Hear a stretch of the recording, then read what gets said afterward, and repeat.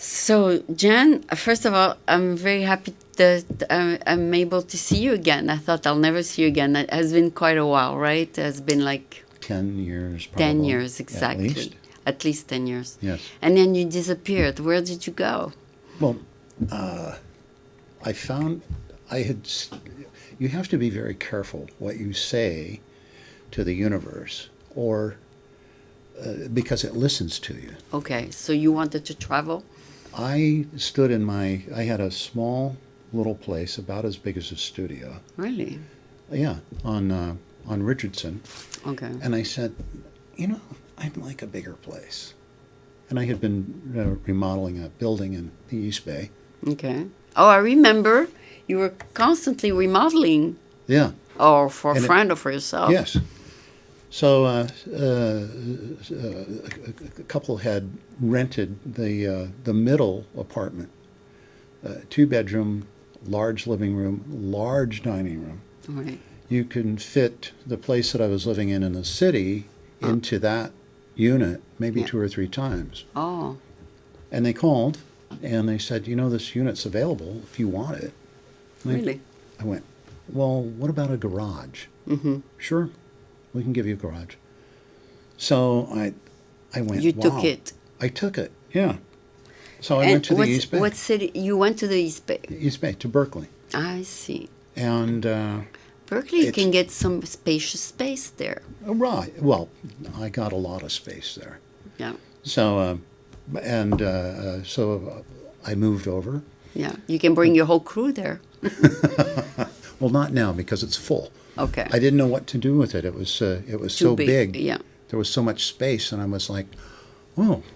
And you wonder why New York is built so the way that it is, and it's because they didn't know what to do with the space, so they made a big city. Okay. All right. So now I have I'm comfortable where I'm at. Where are you back in the East Bay? No. I'm in the East Bay. Yes. Oh, you are in the East Yes. Bay. Okay. And no, New York is more like closets for a fortune, right? Oh, I wouldn't go to New York. It's horrible. Yeah, it's terrible. I'm a West Coast kid. Yeah. I grew up here. Yeah. Maybe there's more work there, but the quality of life is better here. Absolutely. I think it's better here than and even better than Los Angeles. Yeah, because of the weather, it's mild and it's not extremes, and everything is better. Actually, it's more diversity too. Yeah, and we're having a little summer right now. Yeah, we're gonna have a drought though. No. They say it's the first time, I don't know how many years, that there's no rain in February. Well, we're not through March yet. Oh yeah, it might come in March. Thank God we still have March. And there's still April. Yeah. So hopefully it will come. Yeah.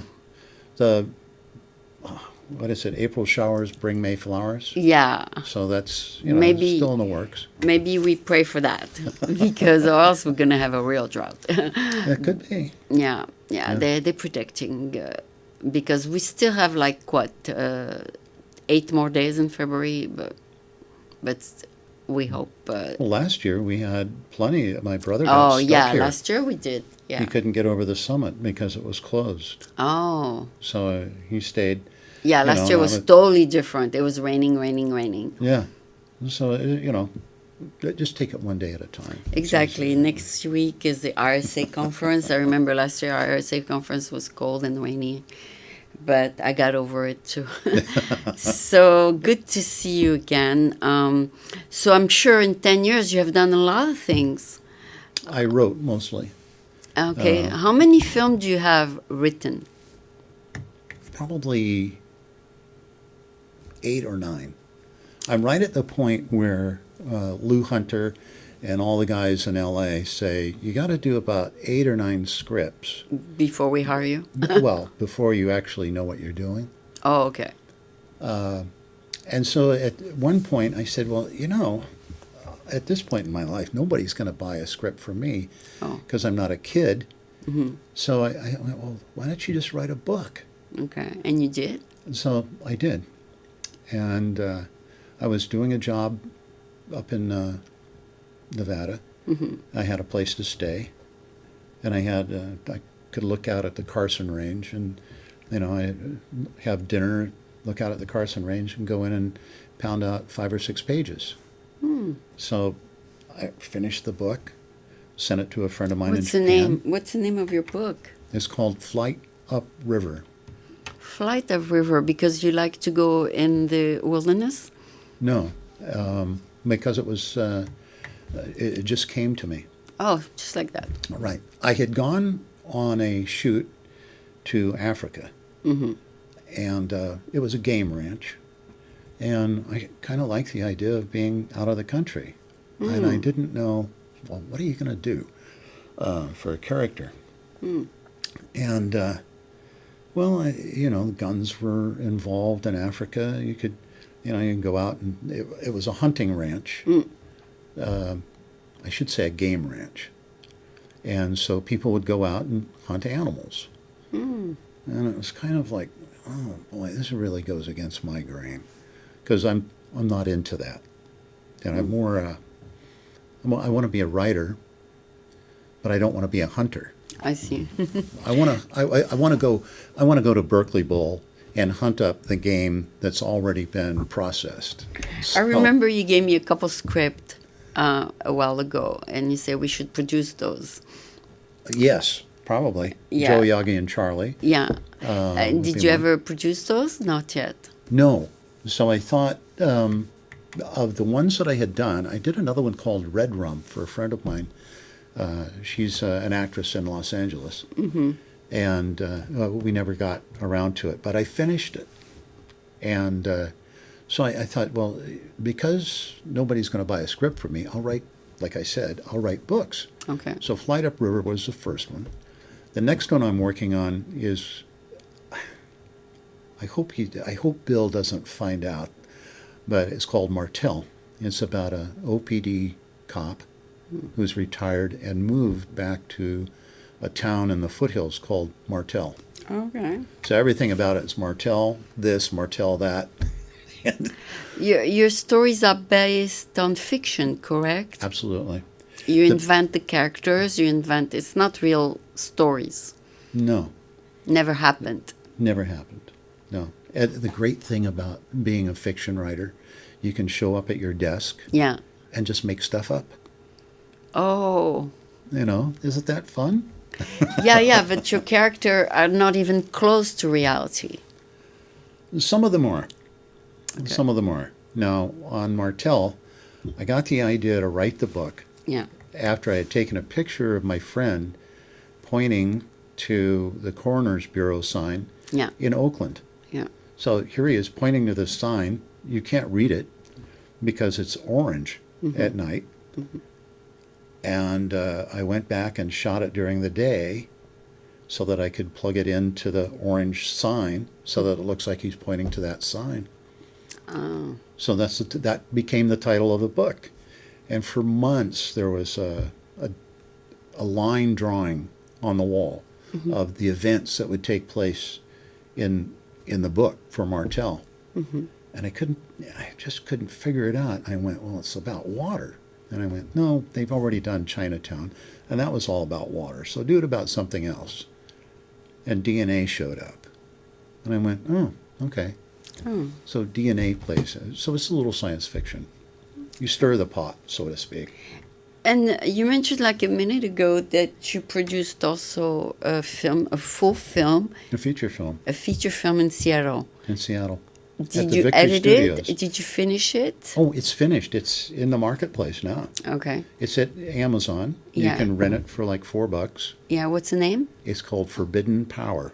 Forbidden Power. Yes. And it takes place in Seattle. Yes. Well, it takes place in San Francisco and Seattle. Okay, you tape in both cities? Yes. That's good. Congratulations. Yeah. I know it was your dream to finally produce a complete film, right? Oh, and, I've made complete films. Before? Yeah. Ivan Rogers had me on 2 of his projects. And then I had been on Paul Curiozzi projects also. So, And then there was another one called Flask, and it never got released. But I met Aldo Ray through that film. Oh, okay. Yeah, nice fellow. Wow. Yeah. So you get to do the casting then. Did you cast? Sure. You cast your own people, right? I mean, the actors, everybody. Aldo had made a movie with a gal by the name of Sandy Brooke. Oh yeah. So Sandy, Yeah. I'm talking to her, and she Yeah. says, "Well, Aldo lives in Crockett. Why don't you go talk to him?" Yeah. So I looked up Aldo Ray in the phone book. And you found him. I called him, and I said, "I have a story I want you to read, and I want you to play a character in it." He said, "Well, bring the script by." Oh. So I went by the house in Crockett, and it was probably a Saturday afternoon. That was my phone, by the way. Oh. I didn't turn it off. Okay, that's okay. Mine is off. Okay. All right. So I went by the house, and everybody is there Yeah. that he knows. There's Okay. Tony Miller was there. His mother was there. His brother Guido was there. Okay. And maybe 2 or 3 other people. I can't remember now. So I presented it to him. I met everybody. Yeah. And so Aldo agreed to do the film. Nice. Yeah. And through meeting Aldo, he'd call me up every once in a while. "Van, what are you doing?" I said, "Nothing. Why?" He said, "Let's go to the Clam Bucket." So we go to Oakland to a restaurant there called the Clam Bucket. And Tony Miller would be along, and Tony would have a folder full of 8 by 10 glossies, and Aldo would sit and sign autographs for all the Navy guys. So we had a good Nice. time. Yeah. So he was in your film. Yes. So that's nice. Yeah. So you had a few name on your film. Yes. And we had Ralph Castellanos in it, Yeah. big karate master who Yeah. has a dojo at Lake Tahoe Yeah. on the South Shore. How long was the film then? Oh, it's 2 hours. hour and 30 minutes. Oh, okay. Yeah, it was feature length. So Yeah. again, it's called Oh, this one was called Flask. Flask. And I doubt there's a copy of it to date. Okay. It's online. No, I don't think so. Oh, okay. That one, sometimes they escape. You make a motion picture Yeah. and they don't release it. They hold it. FLASS? Flask, yes, just like SK. FLASK? yes. Okay. And that one is in the hands of whoever bought it? It's in the hands of the producer. Oh, okay. Yeah, and they're But the one you did in Seattle is in your hands. it's out in it's in the hands of Amazon. They produced it? They paid? No, Paul Curiazzi produced it. Okay. And Paul lives in Japan, and we're always trying to do another film. Okay. And I've known... No, but I mean, when you say it's in the hand of Amazon, they didn't pay you anything to produce it. No, Okay. no. So, a lot of times what happens is you can put your film with them, Yeah. and all the money that you get from it, they'll take a percentage or somehow. I don't know how the deal is structured, because every deal is different. Right. So it's like buying a new car. They all have their little form, so everybody has that form they work with. Okay. So How long did it take you, like just a week finding out about the profession of a filmmaker, how long did it take you to produce that film in Seattle? We got there on a Saturday afternoon and worked for 35 days straight. Every day? Every day. Building sets. And again, remember I told you be careful what you ask the universe for? Yeah. So we had a meeting with everybody that was going to work on the film. Right. And I was the director of photography. That was my title. Okay. And producer. Yeah. So they went around and introduced everybody around the table.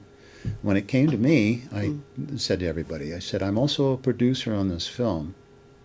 If you need something, and you need it right now, and nobody's around, come to me. Well, it came time to build the camera, and my office mate didn't know Seattle at all, and I had been up there on several different jobs doing remodels. And he said, "Do you know where the Home Depot is?" I went, "Sure, it's just down the street." "Well, do you know where such and such is?" I went, "Yeah, it's just over here." He said, "Could you give me a ride there?" I went, "Sure, let's go get a car." So we went, and I signed up for the car from the studio, and I started driving him to places. And he says, "Do you know how to build a flat?" I went, "Yeah. What do you need?" So we sat down, we doped it all out, and I started building flats. So my trade experience came in handy. My cinematography experience kind of got pushed to the side. So I never rolled a frame of film. And towards the end of the film, I went to Lionel, who was the DP on the shoot, Lionel Flynn. And I said, "Lionel, I haven't rolled a frame of film on this at all. Why don't you just take the DP credit, the director of photography credit?" Yeah. And so he did. And I took a producer credit. So, now my film gets an award here, an award here, an award here. Oh, okay. Yeah. You went to some festivals? Yes. It's won 29 awards to date. Yeah. Yes. And Harry Mock, one of the people that was in it, won Best Supporting Actor award from someplace in Italy. Wow. Yeah. So you did get some recognition there. Oh, absolutely. Yeah. So now that you got all these awards and all these festivals, what's the step up? Is to do a 2-hour film, or what's the step up? Well, to do another film. Oh yeah. It's the last. So you film, got to find the funding, right? You we're were looking talking for that. Yeah. For all the script that you wrote. Well, for the scripts that I wrote, I'm going to turn those back into novels. Oh, okay. You're going to make a book out of it. Yeah, I think like a book of essay, but it's a book of script. Or a book of this fellow. Yeah. Elmo Leonard. Yeah, there's several movies in there. Oh, he's done tons of films and produced television shows. Yeah. And all from books. So he wrote a lot of books, and he's probably one of the ultimate book writers. If you want to learn how to write dialogue, if you want to learn how to write a story, start reading him. And then if you want to go further, you read Josephine Tay, and then you read John D. MacDonald, and you read Ross MacDonald, and you read all of those people that wrote mysteries. And you read, Fitzgerald, and you read Hemingway, and you read Zelda, and you read, just Josephine Tay again, because these people, you learn from them. So let's say you have 8. You have 8 scripts. You gave me like 2 of them. You're gonna put all of 8, and you're gonna call it. They'll be the individual books. So Flight Upriver will be one book. Yeah. Joe, Yagi, and Charlie, that'll be a book. Joe, Yagi, and Charlie. It's not going to be a Burglars. book of scripts. No, not a book of scripts. But It's going to be separate? each one will be like a book. Oh, okay. I thought you're going to put all 8 of them into one book. No. That would be... That would be a 200-page book. Yeah. Or maybe more. Yeah, because each film is about 2 hours, right? Right. Scripts run 120 pages, generally. Yeah. But when you put them in a book format, they become thinner, right? They become... Well, it depends. It depends on who adapts the book. Because they may... Their prose may be a little bit longer in their scene descriptions. I see. Of the action that they're going to use. Some people, they write out a fight scene, and they just write, "There is a fight." Well, and then, some give you a detail. Oh, some, yes. Some, like, he took the first swing, and it missed, and then and he hit the wall. Oh, and okay, then, okay. So it would go like that. Yeah. So you would get, like, your verbiage would vary between writers. So Amazon will sell you books? Well, hopefully they will. And hopefully, I can go on Are and they become on a Kindle at least self-published now? writer. Are No, they, nothing's gone out yet. oh, they're all in your There's a thing that computer. right. There's a thing that some projects need to season themselves a little bit. Yeah, yeah. So Flight Upriver is had 3 edits on it, Oh, and it needs one more complete edit from me to make it readable. to make it more readable, Yeah. and to make it worthwhile for me to this This one can go to the public. Yeah, this one can go off. So you're gonna do that one by one of the 8? Yes, each one. The scripts will be a lot easier to convert to books Yeah. because you use a lot more adverbs and verbs. Oh, really? Yeah. Yeah. So you've been a writer all your life then? No, not all my life. I wanted to be a cinematographer, Yeah. and I thought, if I'm going to do anything, I'm going to shoot my way into Hollywood. Yeah. Well, wrong. Francis Coppola said, if you want to get into Hollywood, write your way in. Oh, write your way in. Yeah. For example, we shot more than 2 hours. We can make a documentary out of what we shot a few years ago. If we find the footage. We need to find that footage. Yeah, I'll look when I get back. Yeah, I mean, there was the band playing for Yeah. the anniversary. Yes. That was at least 1 hour. Yeah, And then there was the interview. right.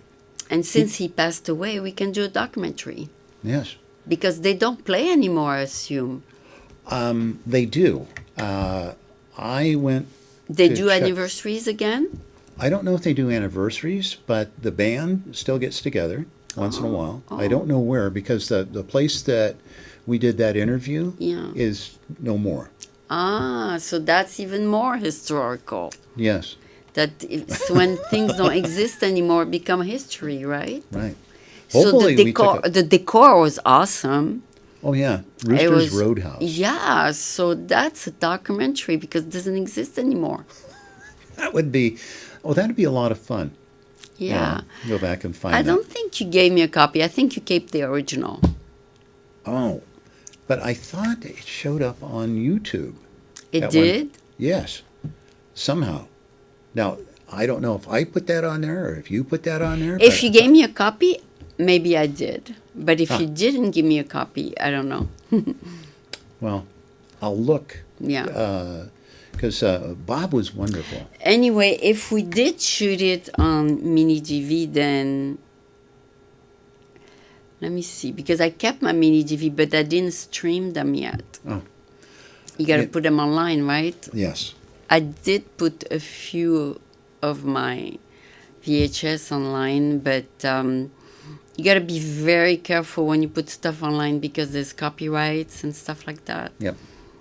Well, the copyright thing. Remember, there was oh my God, George Romero Yeah, made a movie called Night of the Living Dead. yeah. He got the copyrights. Well, on the 16 millimeter print, Yeah. the copyright bullet shows up. Yeah. But when they blew it up to 35 millimeter for a theatrical release, the bullet didn't show up. So he got lucky. So he made no money off of that Oh. because there's no copyright on it. So it was public domain. Oh. So it was like, ow. So that's why he had to make another movie. And put copyright. Yeah, and this time he made sure that he had the copyright. You know, in this channel, we used to put copyright in the credits. Now we don't. I mean, because the channel gave us the copyright. You know, Yeah. it used to be Viacom. They used to have the copyright. Then they had, meetings with the commissioner at City Hall, and they say, okay, let's give the producers the copyright. So now I interview you. I have the copyright. You cannot say like a few years later, Aline, I'm in that show, so I have the copyright. Technically, I have the copyright. Well, perfect. Oh, you don't care? No. And it's like a lot of people, they say, well, what should I do? How should I protect my work? Well, you copyright it. Yeah. And you Writers Guild it. Yeah. And, for $75 you copyright it. Maybe $16 or $25 you go to Writers Guild West. Yeah. And, okay, that's 2 remedies for your writing. Copyright. Yeah. So. Music is more complicated. Oh, and there's probably a lot more bloodletting in music. I know. One music shut down my channel Oh, on really? YouTube. Yeah, and it was a music played during the beta breakers, and I was not aware it was a copyrighted music. Oh. It was someone playing it from a balcony. Wow. And So you they couldn't use that? No, but now my channel is on a viewing mode only. But we took out, of course, that particular video, Beta Breakers. But what I'm saying is you got to be careful, even if it's a public event and that you're allowed to tape public events, you got to be very careful about the music you're recording while you tape the race. Sure. For example. Yeah. Because You got to be very somebody careful. gets upset, Yeah, they picked it up. Huh. I wouldn't have thought they would have found out. I mean, I don't even know what music it's about. They just say, our music was on that tape. I say, oh, wow. Darn it. It's involuntary. Totally. I was not taping your music. I was taping the race. Years ago, when I got started going to listen to Bob's music, Yeah. Bob Enos and the Soundwave. I remember him, okay. Yeah. I would go to the Fat Ladies, and they'd have a little combo in there. Well, the BMI guy came by and said, oh, you got to give us money For the music? for playing the music Yeah. for the royalties. Oh, my God. Yeah. And so that was the end of the combo. Then another place, the Warehouse, was playing music. The BMI guy goes over there and says, oh, you're playing music. You got to pay me. Oh, my God. So that was the end of the music. So, But the music we taped is okay. absolutely. I asked Bob, I said, Bob, can I use some of your music on films and things? Yeah. Yes, absolutely. Yeah. So I had permission. He had only verbal 3 more permission. years to live. Yeah. I didn't have a release Yeah, to use. in writing. Yeah. But probably his kids will take your word for it that you have his permission. Well, knock on wood. No, I mean, he didn't seem opposed to any copyright or anything. Oh, no. Well, he was an artist, Himself, and yeah. he'd had that band had been together for a Ever, very long forever, time. yeah. So they were. That was wonderful. His daughter, I think her name was Laura, would look after him, and I think there was another. His son was there also. I'm not sure how many of them there were. But when you do a movie, you go to that website where all the musics are free, copyright free, right? Yeah.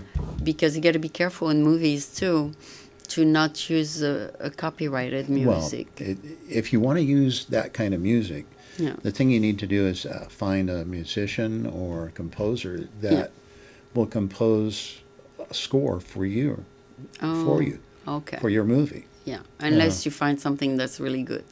Yeah. And that's copyright free. And they'll charge you a certain amount. Yeah. If you listen to, what was it? I just watched Richard Jewell. Yeah. Eastwood, tinkles the ivories every once in a while, but he didn't do the music for it. But I went, this sounds like Clint would be playing that, But Did you have to pay any music for the film you did in Seattle? No. that was produced. The music for that was produced by a musician. Oh, local. I don't know if he was local or where he was from. But you paid him. Oh yeah, everybody made a little money off of this. Okay, good. That was nice. Yeah. And I don't think we had a day off. 35 days straight? Yeah. Wow. And we hit the ground running. We got there 12 o'clock on a Saturday afternoon. And you said that particular movie, somebody else Paid for that. paid and wrote it. Yes. Okay. And they say, here's my budget. You deal with it. You finish it. It was like you can only spend. We didn't have budgetary constraints for what we were doing. Oh, on he the sets that we he built. could add a little bit. Yeah. it was cost plus our time. Yeah. So they didn't have a proper nail gun, so Oh. I went and bought a nail gun, a compressor, this Okay. and that. Okay. So So you went once in a while overboard, and it's okay. no, we stayed right on line. Okay. I mean, oh, we you were stayed within the budget? Yeah. Oh, good.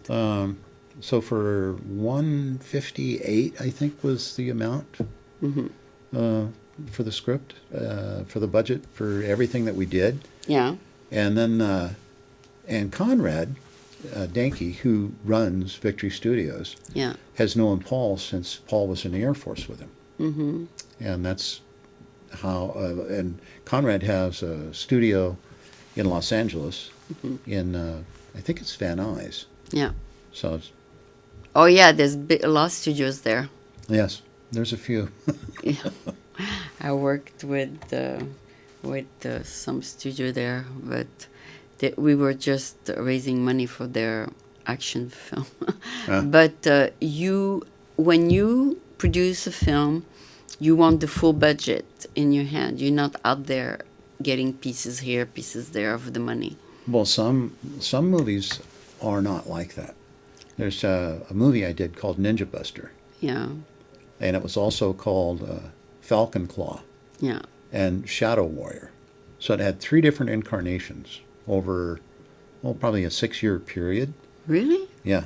So they'd raise money, They stopped and they and raised. then they'd run out of money. Then they'd raise some more money, and then they'd stop. And then they'd raise some more money, and then they'd stop. So finally, one of the fellows that was in the movie had enough money, and he said, "Okay, I'll produce this movie." So he hired Paul Curiossi, and he hired me. And you did it. Yeah, and one of the first shots, or one of the shots in the film, is a sunrise, and that's my shot. Nice. Yeah. Yeah. And if you want to produce one of the 8 scripts that you wrote, you can knock on these people's door and say, "Hey, I have 8 more scripts here. Would you produce them?" Yeah, movies are a lot of work. Yeah. And when you do them, Yeah. you have to be willing to put in a 12-hour day minimum, and maybe a 16-hour day. And some people get very cranky after a while. I know I do. Oh, you need your nap. Yeah, I need my nap, and so a 12-hour day is just about enough to make you want to lay off making another film for a bit. But when it's your project, no, you can go 24 hours. Because it's your own baby. Yeah, it's different. When it's not your script, you want to, okay, at 6 o'clock, I want to go home. Okay. When it's your script, oh, it's 12:30 at night. Can we get one more scene? That's the way it works. That's the way it works? Okay. Yeah. So technically you can do your own film and keep working and get it done within 10 days. I wouldn't advise that. No? No. You It have would to do be- laundry, and you have to have food, and you have to have rest, because it takes a lot out of you. Okay, so yeah, you gotta be also... but if you wrote the script, you know exactly what's going to happen from one scene to the other. Yes. You can get it done quicker, correct? Maybe. Because depends- it's well, yeah, don't your vision. Okay, so you have to have a crew of Yeah. people to do things. Yeah. And unless you're using existing locations, you're not building any sets, that would be a bonus.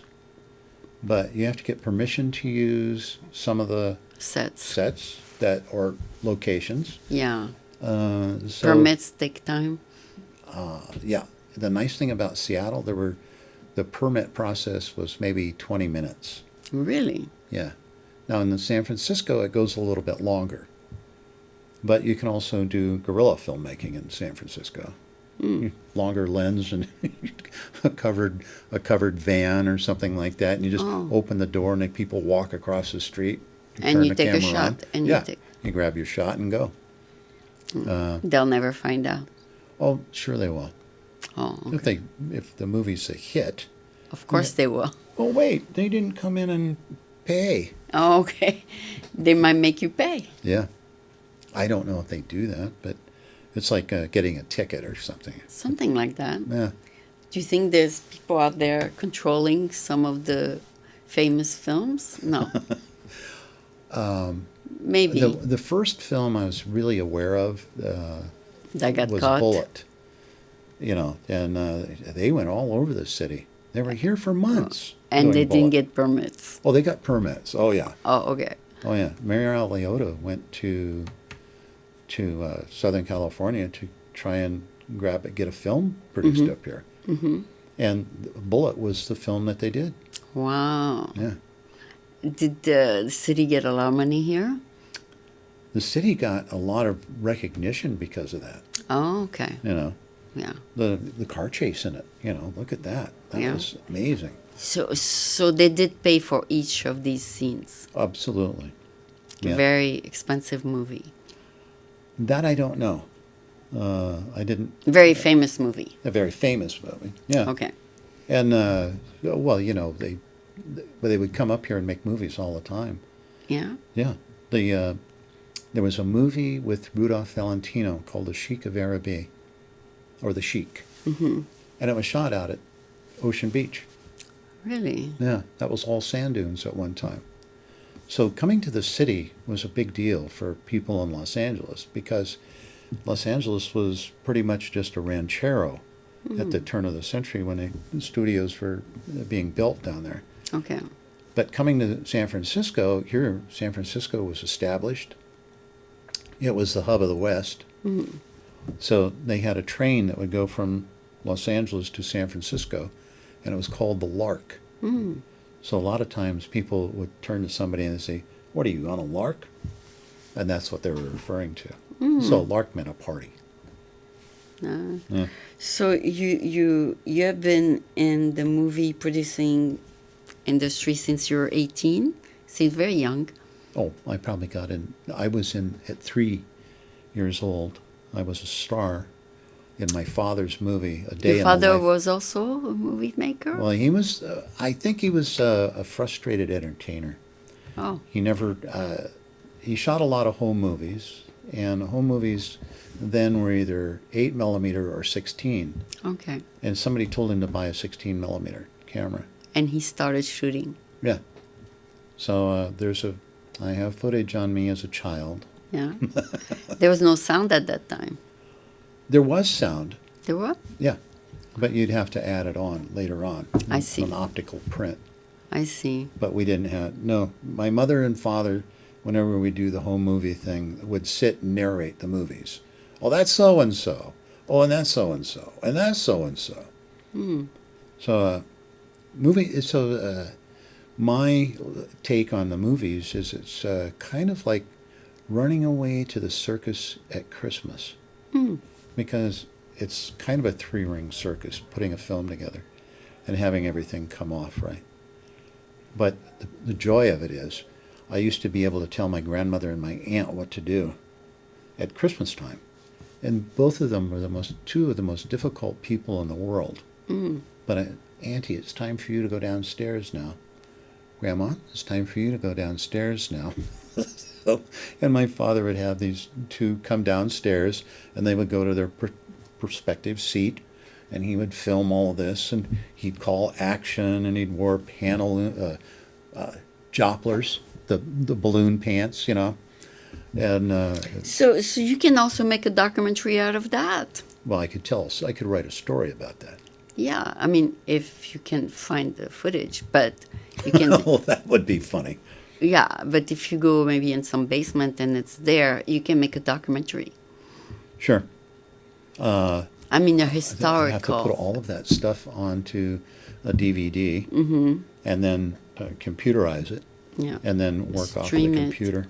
Yeah, stream it. And yeah, so it's doable, but it's work. Yes. It's like I have hundreds of my shows on still from 1987 to 2000 on VHS. It's a lot of work to stream them. Oh, yeah. And they've got to find a VHS player. Yeah, that I have. Oh, and I then- have the converter, Oh. but just to get yourself to do it is another story. You got to get your mindset to put it in there, stream it, upload it. it's a mindset to the action itself. You gotta focus because you're going back in time, and it takes energy to Oh, yeah. even watch those. Sure. I found a piece of footage. I shot a fellow's wedding, Yeah, and I never edited it. yeah. I And now never- you saw it. And I found it. I put it on a thumb drive, Yeah. and I gave it to his brother. I'm saying, here, share this with Bob.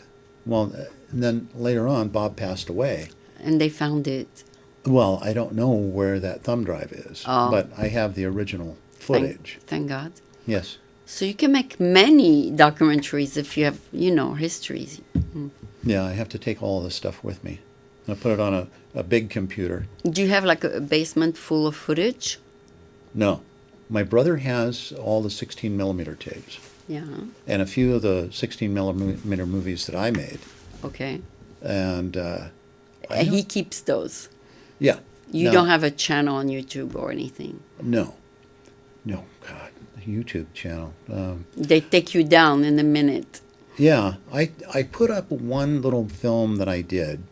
No, but if you ever put anything online, go with Vimeo. You pay, but at least you know they're not going to shut you off. Really? Yeah, I wouldn't go to YouTube because YouTube, if you do break their rules, they suspend your channel.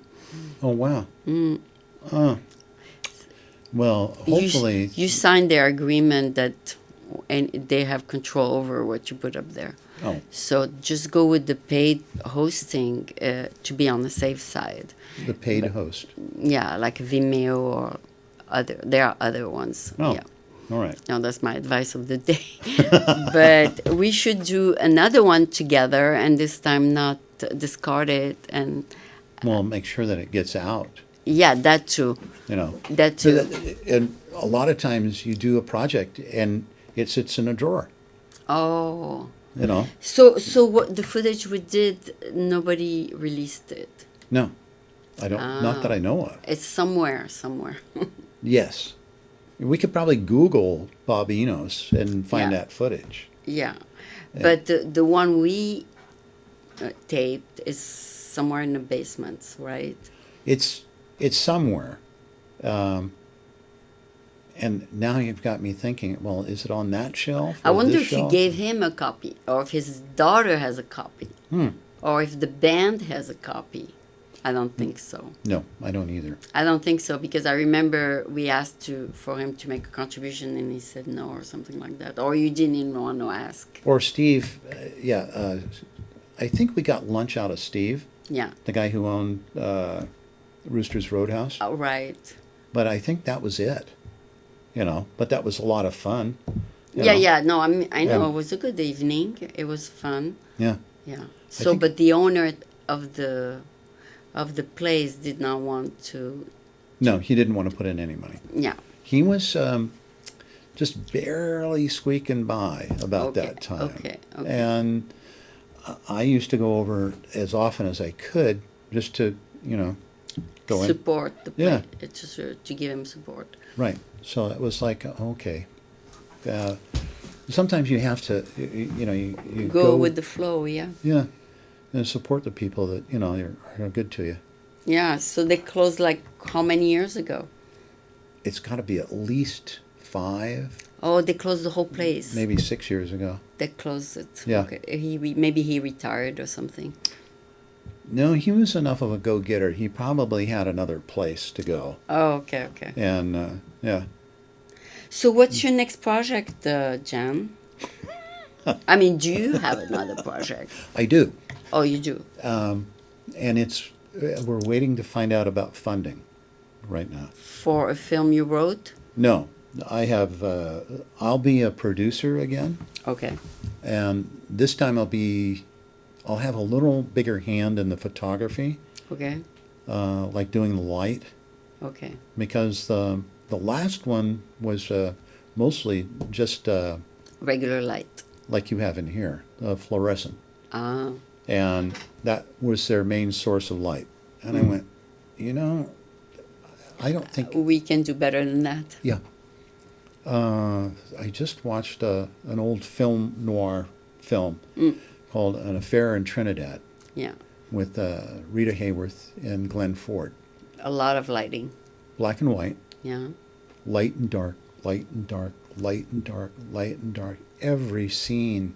Two lightings. Yes, so this would be dark here, Yeah. or a little shadow, and over here it'd be a light spot, and then a half light on the face. Oh yeah, they used to do quarter that. light. They used to do that. Yeah, so it was well lit, and I went, "Wow, look at this!" And there's angles And shadows. And Yes. they used to be big on shadows. Oh yeah. Wong Hao even shot. Because it was black and white, so they Yeah. need to show the Yeah. grays and the semi-grays. Yeah.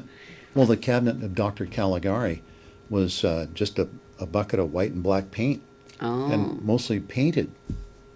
okay. So that's where the film. Got the lighting in the background Yeah. from the white paint. Yeah. So film noir Yeah. is like a French term meaning Yes. dark. Yes. Yes. So that's. They used to do black and white for a few years before they finally broke into color. Yeah, color you- came in about 32 to 33.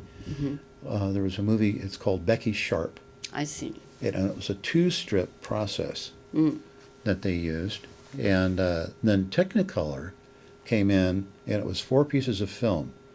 I remember the Technicolor thing. And it I was mean the beautiful. brand. The Yeah. brand.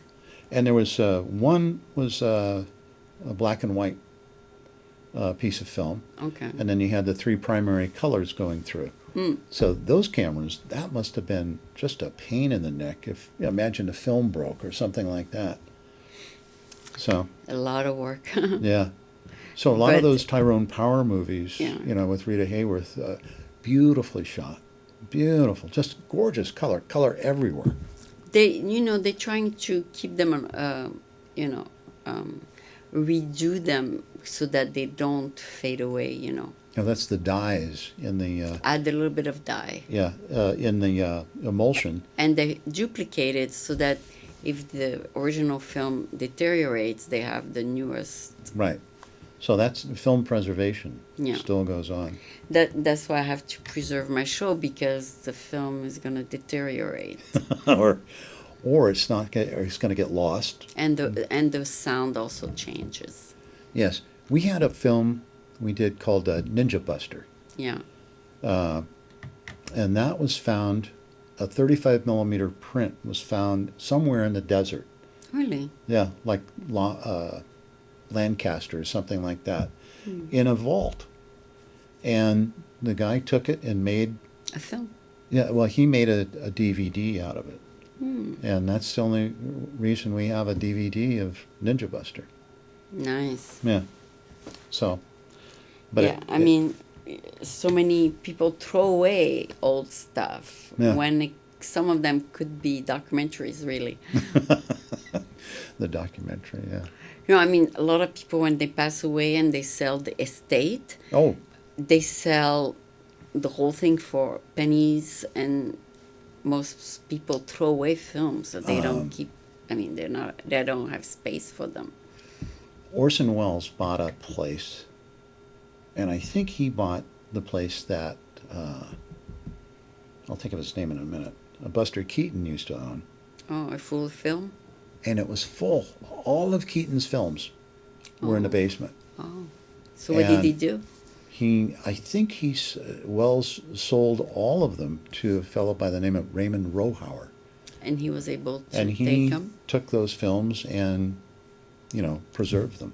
Nice. Otherwise, Keaton would be lost to us. That's right. Yeah. And it must have been really amazing to see Charlie Chaplin Yeah. going around on those skates on the I silver remember. screen. Wow. Imagine what that must have been like. Orthochromic film Yeah. must have been, and that's why the silver screen. Yeah. It must have been beautiful. Yeah. I hope I can stream all my old tapes before I die. If We not- have something to do. You could do one a day, Yeah. Maybe. Yeah. Yeah. Well, you just put the tape in, right? Yeah. And then you then put go to sleep. the DVD in. Yeah. No, And it's, transfer 'em? I stream You them. stream them. Yeah, online. No more DVDs. Oh, wow. DVDs are outdated now. Wow. Yeah. So it was VHS, then mini DV tapes, now it's SD cards, the Right. digital. Yeah. Yeah, those are very good because they don't take much space at all. Years ago, a photographer in Walnut Creek said, film is going by the way. It's all going to be digital. Yeah. And this was in the late You 60s. can put them in the clouds. Yeah. And I went, no, there's, cash is still the king. So occasionally, put your hands on the real deal, like film. Oh my God. Just the aroma of 5247, Yeah. it was like, wow, that was amazing. Yes. George Lucas shot a film on digital and for close to nothing because it's just as good of a quality, and he Well, said now it is. Yeah. Yeah. Tape used to be terrible. They're expensive. Yeah. And you had to do a scene several times sometimes. Yeah. But in your case, you shot on what, the red? We shot on a red camera. On the red camera. Yeah. Okay. And then they also have another program that you can put, that you run simultaneously, and it puts the film look onto your video. Nice. Where did I see that? It was at the Roxy. You can rent these cameras. Absolutely. There's no reason to buy them. Yeah, they're going to get outdated anyway. Right. And if something happens, your rental, you just go back to the rental house and say, this camera's not working, we need another one. Or And you call them, they run one over to you. Good. Yeah. Yeah, because they invested in them, but then they make up their money by renting them. Yes, Yeah, so, Yeah. But personally, do you own a camera? I do. I have 7 or 8 of them. I have a VHS. Yeah. I can drop a VHS tape in. Yeah. I have a Mini high 8. High 8, a mini DV, and SD. Yeah, the guy that I lent the high 8 to hasn't brought it back yet. Oh, So if you're listening to this, bring it back. yeah. The San Francisco archives will transfer any film you want, Really? but they keep the tape. That's catch-22. But I get a copy? Do you They'll get a put copy? it online. They just put it online for you. Oh, wow. Yeah, if you want a copy, you keep it for you. You do it yourself. Huh. But everything you bring to them, they will digitize for free, because Wow. it's a foundation, archives.org. Wow. Yeah, and they're on Clement, and I think I don't know. I think they're still on Clement and 3rd or 4th. But if you want to digitize a lot of tapes and you don't care about keeping the original, that's the place to take them. Well, I should also find out about websites, because Yeah. I could do a website Yeah, and put all the film the digital. clips that I have, and never give away your original, Exactly. because That's why I didn't want to give it to them. I said, I don't want to give them the original. Right. That's like, So I had I'd done a film for 2 guys that made, oh God, Several thousand. they made a feature film Oh. that they shot up at Lake Tahoe, and I had driven by, and I'd seen them shooting, Okay. and I thought, well, I've got that tape. Where's that tape? I gave that tape away to somebody in a writing class, And now? and now I don't have that tape. And you don't know who. I don't know. No, I said, just do one thing for me. Give it back. And he didn't. They didn't. So that is like one of those things. I found another tape that I had made to make like a show, so that people could see what I had produced and what I had shot and what I had been involved in. Yeah. So, Yeah. I learned my lesson also the hard way. I used to send my show to New York, Chance TV. Oh, yeah. They would put them on their channel in New York. But then when they closed, I say, "Oh, can I have my tapes back?" They say, "Oh, we're closing. We don't know what they are." Thank you so much. So thank you so much, and then you cannot keep track when a station closed. They close. That's it. Yeah. So yeah. Never give your original. Whoever's listening, Always keep the thumb drive always keep the original. or always. SD card or whatever Yeah, it's shot yeah. You on have or to keep your originals written on. Yeah. Yes. So, yeah, you learn the hard way sometime. But now I don't give the original anymore. I had taken the Martel story, and I was working on it. And I had the fellow had a computer that didn't work, and he said, "Oh, I don't want this." So in a book bag, I put my story. Yeah. I put an attaché case with all my artwork and letterheads and things like that, and the computer, and put that in the back of the car. And I went to take that computer to a repair guy, but he was closed. So I went to dinner in Oakland to the fat lady, and some guy broke the window. Oh my God, no! For real? Yeah, took the broken computer. Oh my! Took the story I'd been working on, my attaché, but the thing that really upset me was I had a Mexican wrestler's mask that got stolen. That just crushed me. And you couldn't find the guy? No, they don't stand around after they do that. They hit and run. No, one time I took a cab to Berkeley, and I put my camera, and he told me, "We're going to put your camera, VHS camera, in the trunk." And I got off the cab, and I realized I left the camera in his trunk. Oh my God! I was trying to find him, but he did return it. I gave him a reward. But Nice. sometimes you got to be careful never to put your camera in a trunk. Yep. Yeah. Years ago, I had one of the actresses that I knew. We went out partying, and I spent the night.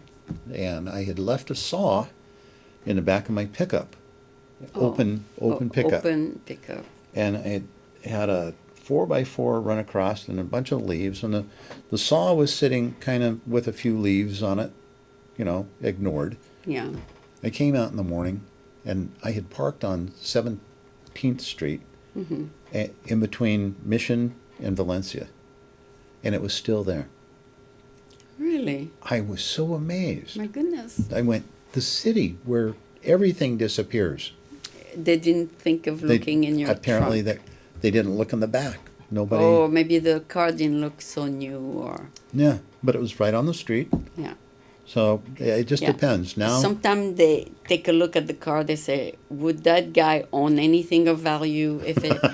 They make a judgment right there. yeah, So unfortunate. So you had like an old pickup or something. Yeah, an old pickup, had a dent in it. So they say maybe there's nothing in there. That pickup, I'd named it Crash, because when I got it, it had a dent here and a dent there, and I cherried it out, rebuilt the engine and the transmission, and painted it, and did all this work to it, and was going across Franklin Street, and this guy was late for work, and he T-boned me. Oh. And so that was the lesson learned there. Never call a car anything other than what it should be. The pickup truck, Yeah. So I have all these little things I can't do anymore. So no, but I know I went in your pickup truck a couple times when we did the. Oh, that was a 4Runner. Yeah. Oh, it was a 4Runner? Yeah. Yeah. So what do you drive nowadays? Now I have an Explorer. Okay. Yeah, and that's a unique car. Yeah. Yeah. That's good. Make sure you lock everything, right? So maybe I'll participate in your next film. You never know. You never know. Yeah. You and could. I could do camera, or I could do in front You of the could camera. come to a documentary. Yeah, we could. I can be in front of the camera. It's going to be in time. Seattle. Yeah. All your clients are in Seattle? Right. This one will probably... I lived in Seattle 5 years, so I know the city very well. Well, you know Ballard. Yeah. Okay, well, it's just across the bridge Yeah. is where Victory Studios is. Okay, then that's no problem to get there. Yeah. So anyway, let's keep in touch more than once every 14 years or every Yes. 12 years or whatever. So I look for that tape. I don't think I have it because I don't think we made a copy of it. But if you find it, I'll be happy to stream it for you and put it online for you. Oh, that'd be great. Yeah. Yeah. So this Maybe could, we can do some other things. yes, I hope so. So this was an hour interview, an hour and 18 Wow. seconds. So I you, was so worried that I'd hardly have anything to say. oh no, you always have things to say. Thank you so much for Welcome. for participating in the show. So this was Jan Van Tassell, who is a filmmaker. So Right. we'll see more of you soon, I hope. Right. And always follow your dreams. Yes. And be careful what you ask the universe for. You might get it. It'll come delivered to your doorstep. Oh, so dream of an Academy Award and it will be delivered to your doorstep, correct? Yes, absolutely. Ask for it tonight. Yeah, Thank you. and often. Thank you. You're welcome.